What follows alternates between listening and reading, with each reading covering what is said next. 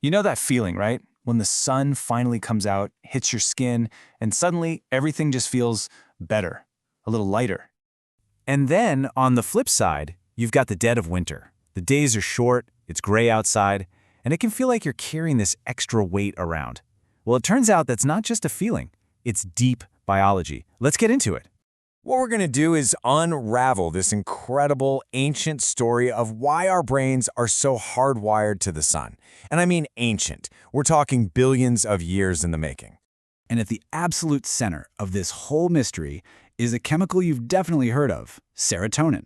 But to really understand its power, we have to go back, way, way back, to the thing it's made from. Okay, so meet tryptophan. It's an essential amino acid, which just means our bodies can't make it. We have to get it from food.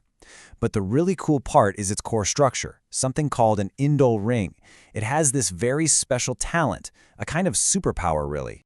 That's its superpower. That ring structure is literally a natural light catcher. It's perfectly shaped to absorb energy from sunlight. And this isn't some random coincidence. This is the very foundation of our story. It's the direct physical link between a sunbeam and your brain's chemistry.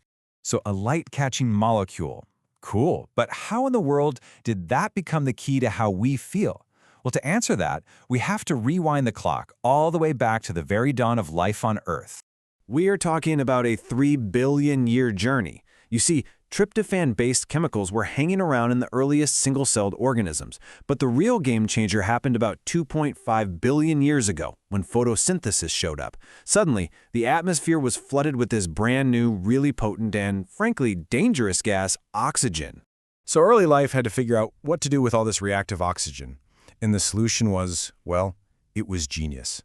The recipe for serotonin is beautifully simple. You start with your light catcher, tryptophan. You use one enzyme to stick an oxygen atom on it, and another to pop a carbon dioxide molecule off. And boom, you get serotonin. One of life's very first antioxidants was born. Now, for billions of years, this system worked perfectly. But then, evolution throws a massive curveball. A huge fork appears in the road, and it changes the entire game for one branch of life. Yeah, that's us. So here's the split. On one side, you have plants. They kept all the biological machinery to make their own tryptophan. They became essentially tryptophan factories, just loaded with the stuff. But animals, our ancestors, we lost that ability completely. We became consumers, totally dependent on finding and eating things to get our supply.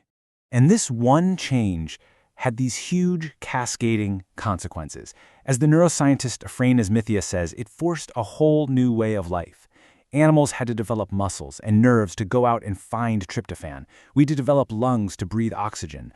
Our entire biology was suddenly shaped by this desperate need for a chemical we could no longer make. Just how desperate was this search? Just how scarce did tryptophan and serotonin become for animals? Okay, get ready for this. The peel of a single banana contains roughly 100 times more serotonin than what's in a rat's entire brain. Let that sink in. 100 times. That's the definition of scarcity. But here's the amazing thing about evolution. This scarcity, this huge disadvantage, it ended up being the driving force behind one of the most incredible innovations in the history of life, the modern serotonin system in the animal brain. It's a simple principle, right? When something is incredibly precious, you get really, really good at not wasting it. Animals evolved these complex, super sophisticated neural networks designed to do one thing: make every last molecule of serotonin count. If you look back at early, simple animals like the sea slug, the system was pretty basic. You could call it the bully approach. A few really big serotonin neurons had these huge connections that just blasted serotonin everywhere. It was powerful, but not very precise. Now, fast forward a bit to more complex brains, like in rodents. This system gets more organized. It's more of a committee approach. You've got these big groups of neurons that work together in these large bundles, kind of like a general invasion force. It's more coordinated, for sure, but still a bit of a blunt instrument. And that finally brings us to primates, including us. Here, the system becomes an absolute masterpiece of efficiency. We're talking the selective strike approach. Smaller, highly specialized clusters of neurons can deliver serotonin with incredible speed and pinpoint accuracy to very specific targets in the brain. Honestly, the best analogy for how this works is a drip irrigation system. Instead of just flooding the whole brain and hoping for the best, our advanced network delivers just the right amount of serotonin right where it's needed, with almost zero waste. It is the ultimate evolutionary adaptation to scarcity. Okay, so we've got this hyper-efficient, super-sensitive serotonin system perfected over hundreds of millions of years of scarcity. And that brings us all the way back to our original question, Because here's the punchline.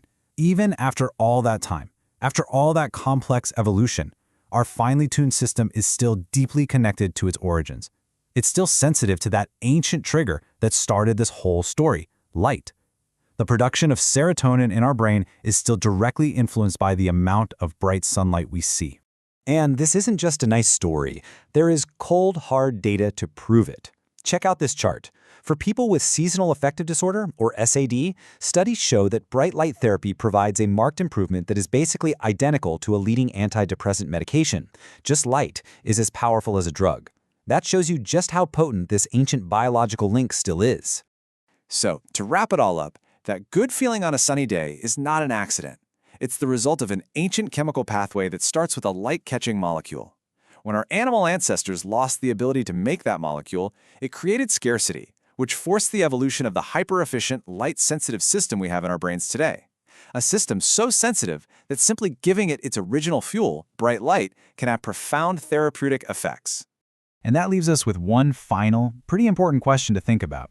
Our brains were literally forged over billions of years to work in rhythm with the sun.